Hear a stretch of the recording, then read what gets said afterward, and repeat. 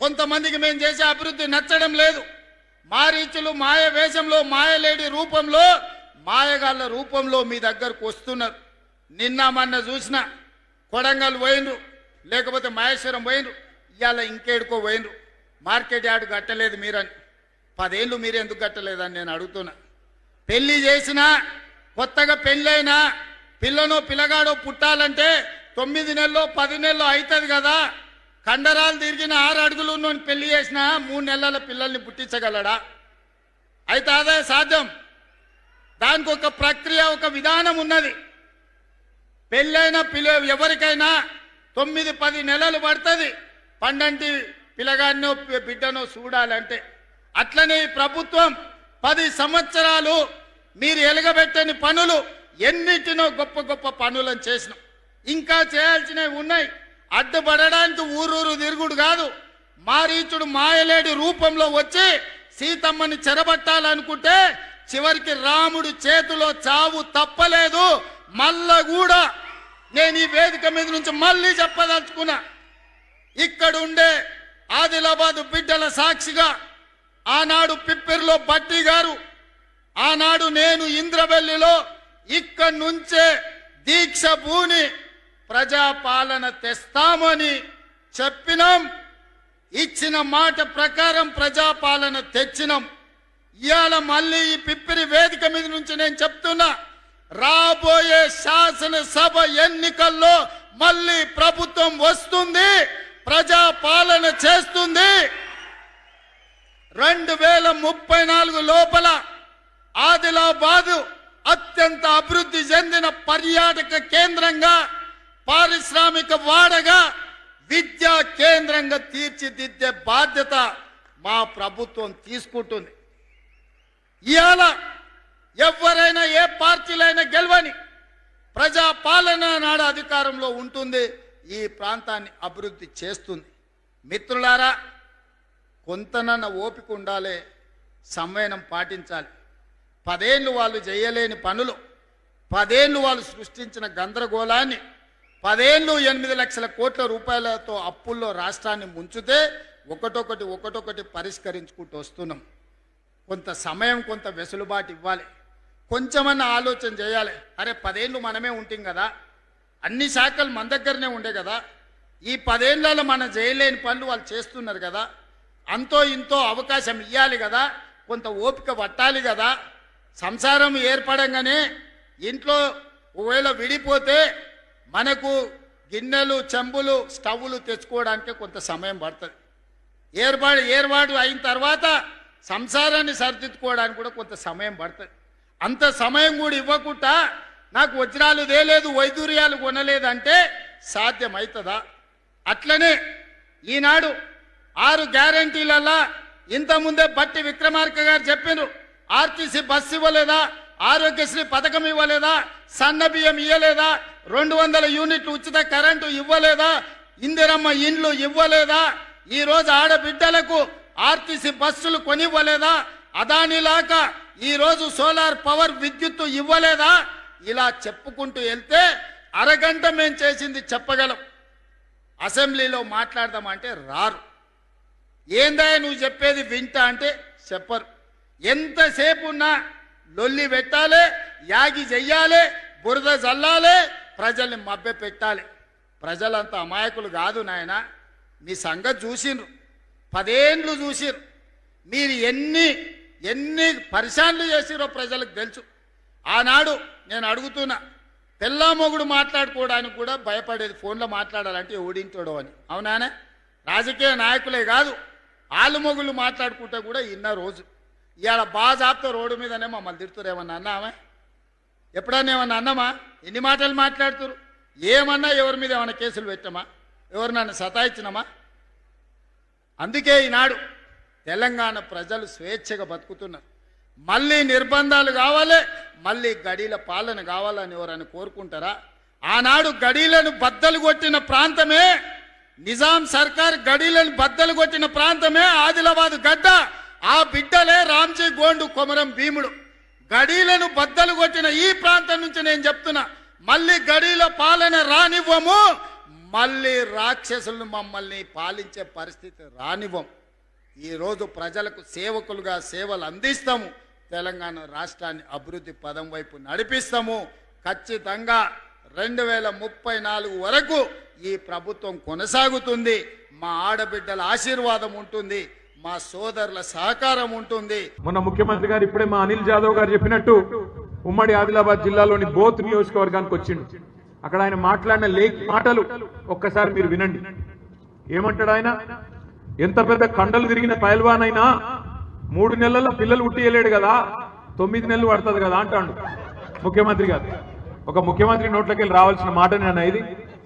3 నెలలకు పిల్లలు పుట్టారని మాకు తెలియదా? ప్రజలకు తెలియదా? రైతులకు తెలియదా? మా తమ్ముళ్ళకు తెలియదా? మహిళలకు తెలియదా? ఈ రాష్ట్రంలో వృద్ధులకు తెలియదా? 3 నెలలు కాదు కదా, నువ్వే చెప్తీవు కదా.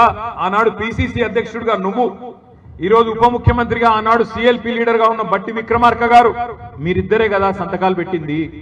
మీరిద్దరే కదా గ్యారంటీ కార్డులు అని చెప్పి ఇంటింటికి వంచింది. మీరిద్దరే కదా జేమ్స్ బాండ్ లెక్క బాండ్ పేపర్ల మీద సంతకాలు పెట్టింది. పెట్టి ఏం చెప్పింది మీరు? 100 రోజుల్లో 6 గ్యారంటీలు అమలు చేస్తాం. అటు సూర్యుడు ఇటు ఓడిచినా, ఇటు సూర్యుడు అటు ఓడిచినా అమలు చేసి తీరుతాం అని చెప్పిండ్రా లేదా? 100 రోజుల్లోనే అన్ని చేస్తామని చెప్పారు. అదొక్కటే కాదు, నవంబర్లో తీసుకుంటే 2000, డిసెంబర్లో తీసుకుంటే 4000. నవంబర్లో తీసుకుంటే రైతు బంధు 10,000 వస్తుంది, డిసెంబర్లో తీసుకుంటే 15,000 వస్తుంది అని చెప్పి నమ్మబలికి మరి గద్దెనెక్కింది మీరు. 3 నెలల్లో పిల్లలు పుట్టారంటున్న ముఖ్యమంత్రి గారు 30 నెలలు అవుతుంది. మరి ఇప్పుడు పిల్లలు పుట్టకపోతే నీకేం పేరు పెట్టాలి, నేనేమని పిలవాలని చెప్పి నేను అడుగుతా ఉన్నా. 30 నెలలు అయింది కదా, 30 నెలలకు కూడా మరి 6 గ్యారెంటీలు అమలు కాకపోతే నేను ఏమనాలి, ఏమనుకోవాలి? నేనేం అంటలేను, ఏమనుకోవాలని మిమ్మల్ని అడుగుతున్నాను. నేను అంటలేను రా భయ్, అంటే ఏదో బాధ. ఈ మధ్యన నేను ఆయన తిరిగితే కూడా మా సుమన్కే నచ్చలేదు. నువ్వు తిట్టకన్నా మేము తిడతాం కదా అంటూ.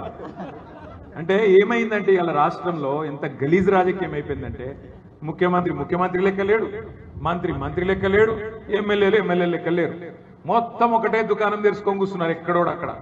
ఎక్కడ దోచుకో స్కీమ్ నడుస్తాను. దాచుకో ఇక్కడ దోచుకోవాలి. మొత్తంగా ఎక్కడ ఏది దొరికితే దాన్ని దోచుకోవాలి, తీసుకుపోయి దాచుకోవాలి. ఎంత సిగ్గుచేటంటే దోచుకోని ఉత్తగానే అంటలేను నేను. ఇవాళ ముఖ్యమంత్రి గారి మొత్తం కుటుంబం సకుటుంబ సపరివార సమేతంగా రాష్ట్రంలో ఎక్కడికక్కడ బ్రహ్మాండమైన దోపిడీకి తెరదీసినారు. మన సింగరేణిలో ఇవాళ సింగరేణి సంస్థను నడుపుతున్నది ఏ మంత్రి గారో లేకపోతే ఇక్కడ ఉన్న అధికారులు కాదు. ఇక్కడ ముఖ్యమంత్రి గారి కుటుంబంలో ఆయన బావమరిది సృజన్ రెడ్డి కనుసన్నల్లో సింగరేణిలోని ప్రతి కాంట్రాక్టు ఇక్కడ ఆయన్నే చూస్తా ఉన్నాడు. మీకు తెలుసు, సింగరేణిలో భారతదేశంలో ఎక్కడ లేని విధంగా సైట్ విజిటేషన్ సర్టిఫికెట్ అని కొత్త స్కీమ్ పెట్టింది. అంటే ఏంటంటే ఎరికేనా, సింగరేణి లెవెల్లో టెండర్ వేయాలంటే సైట్ విజిట్ కు రావన్నట్టు. వాడు జార్ఖండోడు కావచ్చు, బెంగాలోడు కావచ్చు, మహారాష్ట్రోడు కావచ్చు, తమిళనాడు కావచ్చు, దేశంలో ఎక్కడున్నాడు అని కావచ్చు, ప్రపంచంలో ఎక్కడోడన్నా కావచ్చు, వాడు సింగరేణికి రావాలి. వచ్చి ఏం చేయాలి? సైట్ విజిట్ చేయాలి. చేసినాక ఏం చేయాలి? ఇక్కడ ఉన్న వాళ్ళకు సంతకం పెట్టి ఇవ్వాలి. ఏమని? అయ్యా ఇగో ఇది నా పేరు, ఇది నా వివరం అని రాసి ఇవ్వాలి. తర్వాత వీళ్ళు ఏం చేస్తారు? ఆయనకు ఫోన్ చేస్తారు. ఫోన్ చేసి నేను ముఖ్యమంత్రి బామ్మరిది మాట్లాడుతున్నా, నువ్వు టెండర్ వేయొద్దు అని వీడు హుంకరిస్తాడు. ఆయన ఇంటే ఓకే, వినకపోతే ఆ సర్టిఫికెట్ ఇయ్యరు. ఆ సైట్ విజిట్ సర్టిఫికెట్ ఎవరు ఇవ్వాలి? నువ్వు విజిట్ చేసినట్టు సింగరేణి సంస్థ ఇవ్వాలి. మరి వాళ్ళు వినకపోతే, మాట వినకపోతే, మేము చెప్పినట్టు లొంగకపోతే మీకు ఆ సర్టిఫికెట్ ఇయ్యమని చెప్పి ఇవాళ కుంభకోణాలకు తెరలేపిందే ముఖ్యమంత్రి గారి కుటుంబం. సృజన్ రెడ్డి అని ముఖ్యమంత్రి గారి బావమరిది ఇవాళ మొత్తం సైట్ విజిటేషన్ సర్టిఫికెట్ అడ్డం పెట్టుకొని సింగరేణిలో వేల కోట్ల కుంభకోణానికి పాల్పడితే దాని మీద ముఖ్యమంత్రి మాట్లాడాడు, ఉప ముఖ్యమంత్రి మాట్లాడాడు, మంత్రి గారు అంతకంటే మాట్లాడరు. కానీ దేని మీద మాట్లాడుతున్నారు? ఎంత సిగ్గుచేటు. ఇక్కడున్న మా తమ్ముళ్ళు అడుగుతున్నారు, అన్నా మెడికల్ బోర్డు గురించి మాట్లాడు, ఇన్వాలిడేషన్ గురించి మాట్లాడు. ఆనాడు కేసీఆర్ గారి ప్రభుత్వంలో 16,000 మందికి మనం మెడికల్ బోర్డు ద్వారా వారసత్వ ఉద్యోగాలకు ఏదో కోర్టు చిక్కుంటే ఈ రకంగా ఇవ్వడం జరిగింది. కానీ ఇవాళ ఏమైతుంది? సింగరేణిలో వారసత్వ ఉద్యోగాలు ఇవ్వకపోగా, మెడికల్ బోర్డు పెట్టకపోగా, ఇంకా మీదికెళ్ళి ఉప ముఖ్యమంత్రి గారు శాసన మండలిలో స్టేట్మెంట్ ఇచ్చిండు. ఏమని చెప్తున్నాడు? మనం గతంలో ఇచ్చిన 16,000 ఉద్యోగాల మీదనట ఏసీబీ విచారణ, విజిలెన్స్ విచారణ ఈ ప్రభుత్వం జరిపిస్తుందట. నేను దమ్ముంటే ముఖ్యమంత్రిని, మంత్రిని అడుగుతా ఉన్నాం, ఉప ముఖ్యమంత్రి గారిని అడుగుతా ఉన్నా, దమ్ముంటే నీ బావమరిది సృజన్ రెడ్డి మీద వెంటనే ఒక సిట్ అయి ఏసీబీ ఎంక్వైరీ అయ్యి ఎవడు దొంగనో ఎవడు దొంగతనం చేసినో బయటకు వస్తుంది. మీరు వేయాల్సిన విచారణలు మేమిచ్చిన 16,000 ఉద్యోగాల మీద కాదు. చేసుకుంటే అది కూడా చేసుకో, మాకేం ఫరక్ పడదు. కానీ ముందు ఇక్కడ మెడికల్ బోర్డు పెట్టు. మా తమ్ముళ్ళకి వేలాది మంది ఎవరైతే ఎదురు చూస్తా ఉన్నారో వాళ్ళ కోసం పెట్టాలి. పెట్టకపోతే తప్పకుండా సింగరేణి ప్రధాన కార్యాలయాన్ని కూడా బీఆర్ఎస్ తరఫున ముట్టడిస్తామని చెప్పి కూడా వారిని హెచ్చరిస్తా ఉన్నారు. మీరందరూ కదిలి రావాలి. ఖచ్చితంగా ప్రతి బొగ్గు గనిలో కూడా మళ్ళీ అగ్గి మండిస్తాం, వదిలిపెట్టాం. ఇంకా కొంతమంది మాట్లాడుతా ఉన్నారు సింగరేణిలో సమస్యలు ఉన్నాయి. నేను ఒక మాట అడుగుతా, ఏమనుకోవద్దు తమ్ముళ్ళు మీరు కూడా. సింగరేణి బెల్ట్ మొత్తం మమ్మల్ని ఒడగొట్టి ఇలా ఈ బ్యానర్లు పట్టుకుంటే ఏమొస్తుందా నాకు అర్థం కాదు. గాడిదలకు గడ్డే చావులకు పాలు పాలు వస్తాయా? చెన్నూరులో ఒడగొడితిరి, మంచిర్యాలలో ఒడగొడితిరి, రామగుండంలో ఒడగొడితిరి, భూపాలపల్లి ఒడగొడితిరి, అంత బెల్లంపల్లిలో ఒడగొడితిరి. అంతటి ఒడగొట్టి ఇవాళ కత్తి వానికిచ్చి యుద్ధం మీరు చేయరంటే ఏం చేయాలి మరి? కేసీఆర్ చేసినప్పుడేమో బ్రహ్మాండంగా సింగరేణి కార్మికులకు బోనస్ ఇచ్చి, ఫిట్మెంట్ ఇచ్చి, మీకు ఇచ్చిన 10 వాగ్దానాల్లో 9 అమలు చేసి బ్రహ్మాండంగా మిమ్మల్ని కడుపులో పెట్టుకొని చూసుకుంటే మా వాళ్ళనేమో ఇంటికి పంపిస్తారు. ఇవాళనేమో ఇక్కడ కాగితాలు పట్టుకొని నిలబడతారు. ఏం చేయాలి మరి? కత్తి వానికిచ్చి యుద్ధం అమలం చేయమంటే ఇది ఎక్కడ న్యాయం తమ్మి? ఇవాళ కేసీఆర్ అన్నా మీరెక్కడ, బీఆర్ఎస్ వాళ్ళు కొట్లాడాలి, బరాబర్ కొట్లాడతాం. కానీ కలిసి రండి, కదిలి రండి. మీరు ఇక్కడ గెలిపించిన ఎమ్మెల్యేలను ఫస్ట్ కళ్ళబట్టి నిలదీయండి. ఏం దిక్తుండ్రు మీ ఎమ్మెల్యేలు? ఏం దిక్తుండ్రు మీ చెన్నూరు మంత్రి? ఏం చేస్తుండ్రు మీ మంచిర్యాల ఎమ్మెల్యే? ఏం చేస్తుండ్రు మీ బెల్లంపల్లి ఎమ్మెల్యే? పట్టుకొని అడుగును.